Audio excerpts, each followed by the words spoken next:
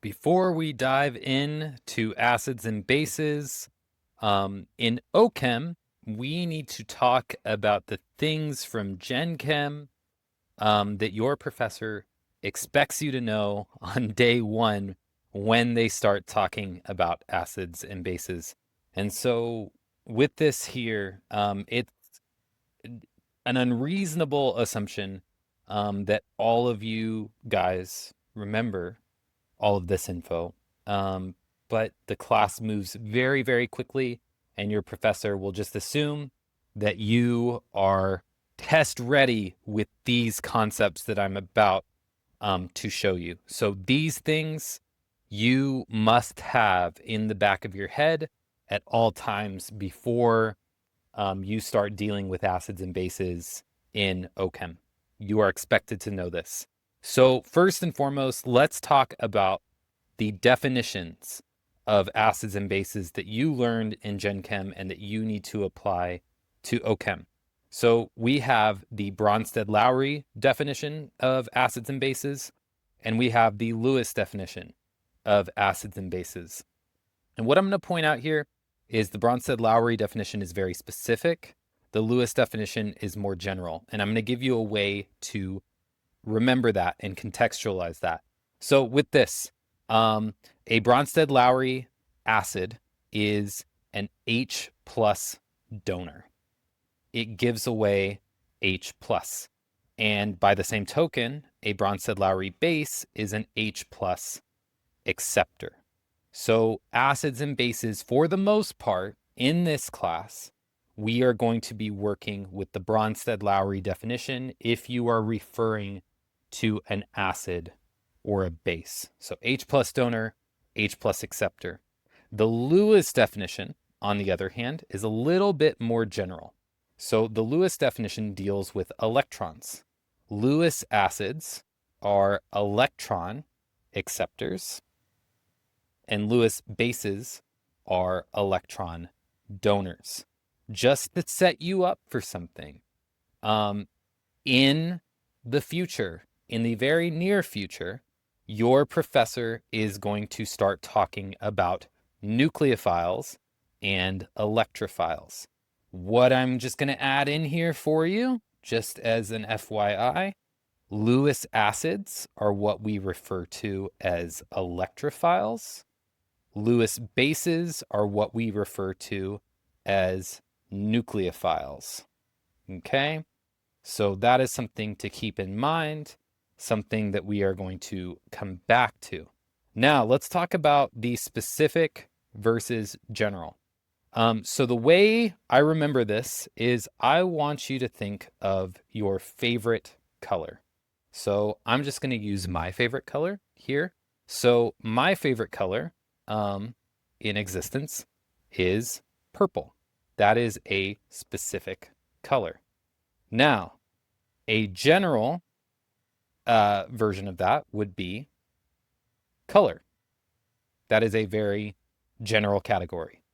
This is the distinction that I want you to make, okay? I'm going to ask you a question. Is purple always a color? The answer to that is yes. Are all colors purple? The answer to that is no. Okay? This is to give you an indication of how I want you to think about this. If something fits into this very specific category, so if something is a Lewis acid or a Bronsted-Lowry acid, it must also be a Lewis acid. So if something fits in this specific category, it also fits in the general category. The reverse is not necessarily true. So if something is classified as a Lewis acid, it doesn't necessarily fit into the Bronsted-Lowry definition. So I'm going to show you some examples of that, how that looks.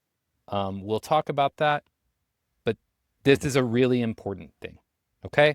So next up, that list of strong acids in the past that you had to memorize for Gen Chem, they are coming back, and on day one, they expect you to know these. So I'm going to list them out for you, and I'm going to add one for O Chem that I consider a strong acid. So the strong acids that you need to know are HCl, HBr, HI, HNO3, H2SO4, HClO3, and HClO4. Now I'm going to add one more. In O Chem, H3O plus, which is hydronium, it counts as a strong acid. It acts as a strong acid. And remember, strong acids give away their H pluses completely. They dissociate completely in solution. You guys probably beat that to death in general chemistry. Now, with strong bases, back in the day in general chemistry, they gave you a whole list like NaOH, LiOH, all of that. That is just a tiny piece of the puzzle here. What I consider to be strong bases in organic chemistry are anything with C minus, N minus, and O minus. So I'm going to change things around a little bit from Gen Chem because we're getting deeper into the specifics of everything. And a little thing that you can just keep in mind, C minus is stronger than N minus, which is stronger than O minus. So they expect you to know that on day one. The other thing that they expect you to know is the concept of conjugates, okay? So conjugate acids, conjugate bases, all of that. And just as a little reminder, to get the conjugate base of something, all you have to do is remove an H plus from whatever you have. Okay, so for example, if you wanted the conjugate base of HCl, if you removed an H and a positive charge from it, the conjugate base of that would be Cl minus. Now, another example, if you have H3PO4 and you want the conjugate base of that, you remove one H and a positive, and this would be H2PO4 minus.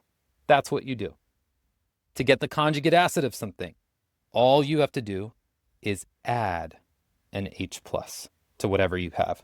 So for example, if we have NH3 and we want the conjugate acid of it, it would be NH4 positive.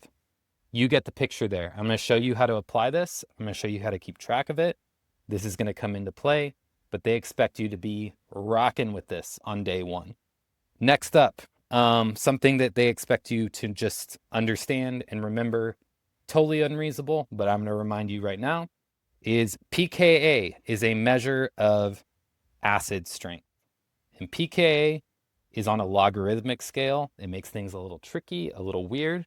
So a low pKa signifies a stronger acid, and a higher pKa signifies a weaker acid. So it's acid strength and pKa are inversely related. So for example, if I gave you this compound here, and I told you that it had a pKa of 5, and I gave you this compound right here, and I told you that it had a pKa of 10, the one with the lower pKa is going to be the stronger acid. That's what's going on. And so with this here, putting it all together, I want to give you an idea of how you can apply this knowledge that we just talked about here to problems. So one way that they will start you out with things is they'll have you identify the acid and the base and the conjugate acid and the conjugate base and fit them into certain categories. So what I want to show you here is the best way to do this is to track things that are similar here. So what I want you to notice, going from the reactants to the products, HCl lost an H positive. It donated an H positive. Going from the reactants to the products, here, OH minus gained an H positive. So therefore, HCl would fit into our very specific category of a Bronsted-Lowry acid, and OH minus would be a Bronsted-Lowry base. And keeping that in mind too, because these two fit into these very specific categories, I just want you to remember that if you are asked about it, this Bronsted-Lowry acid must also be a Lewis acid, and this must also be a Lewis base. Now, with the right-hand side of the equation here, whatever gained a hydrogen here, this will be your conjugate acid. And the Cl- will be your conjugate base. So a lot of questions starting out with this or on homeworks, they'll have you list these. This is the process of doing it. So compare the things that are similar and you can go from there. Now, certain problems may have you do arrow pushing. We'll do that in a video to follow. But for right now, I just want you to categorize. So notice this next example here. Comparing, this compound on the left lost an H+. So since it involved the loss of an H+, this would be a Bronsted-Lowry acid. It's an H+ donor. And notice that NH2- gained an H+. So this would be a Bronsted-Lowry base. And if we are looking at conjugates, whatever is related to the acid will be the conjugate base on the other side.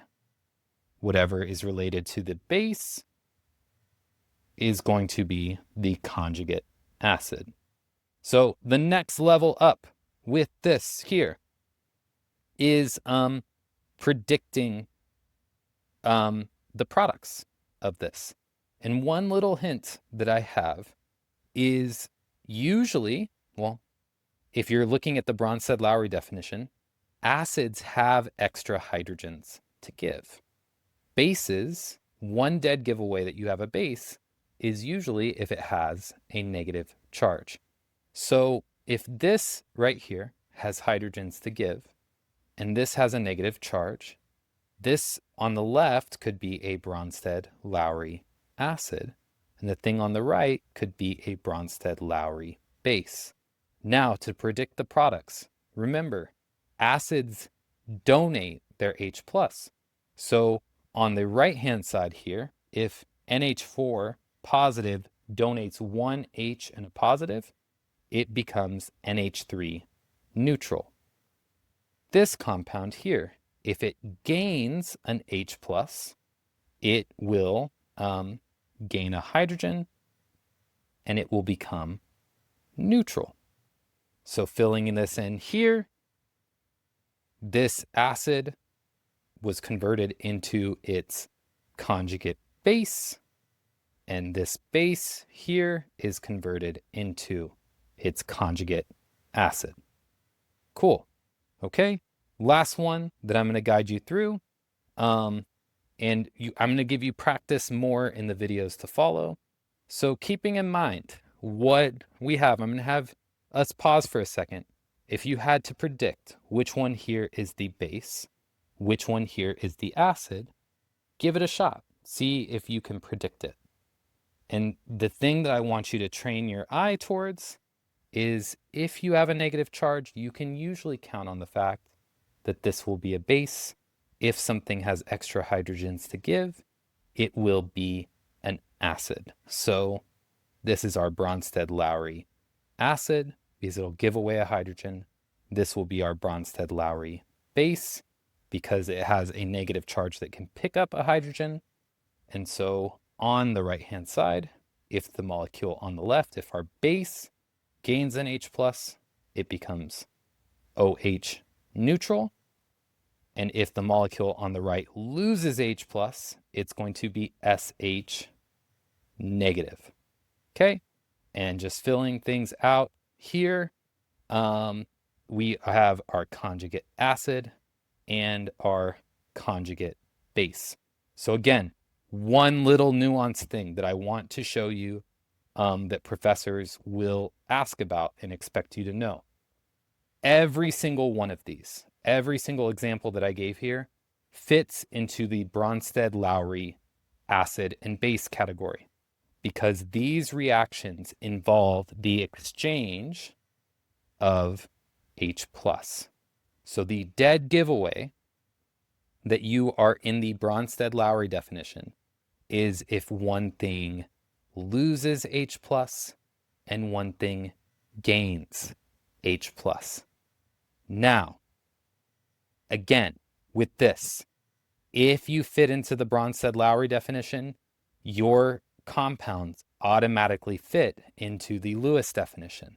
So every single example I gave you here, these Bronsted-Lowry bases would also be Lewis bases, and the Bronsted-Lowry acids would also be Lewis acids.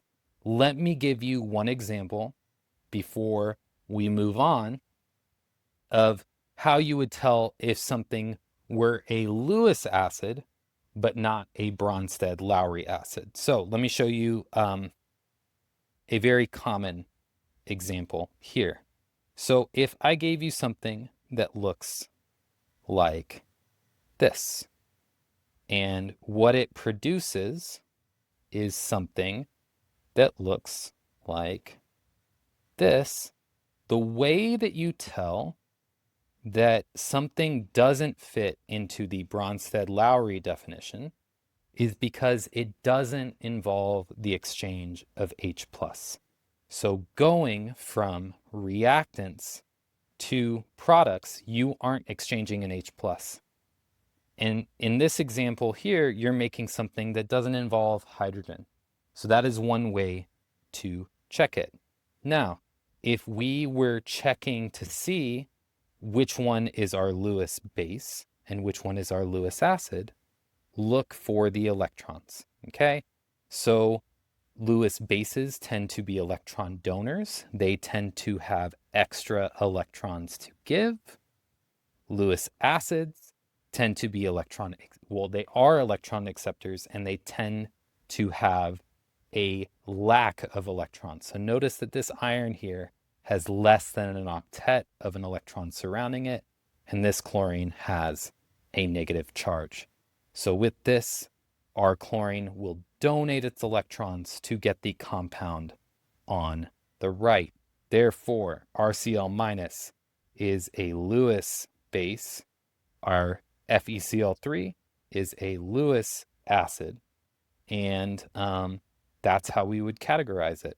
And this is a great example of us having a Lewis acid in base, but not a Bronsted-Lowry acid in base. The majority of organic chemistry, when you are referring to acids and bases specifically, we tend to talk about the Bronsted-Lowry realm. But over the course of the class, we are going to be mixing and matching. So all of these definitions, all of these tiny pieces of info are really, really important. Make sure that these are in your memory banks, that these are easily accessible, that you are ready to go with these. And let's get into the nitty-gritty of acids and bases for organic chemistry in the next videos. I'll see you there.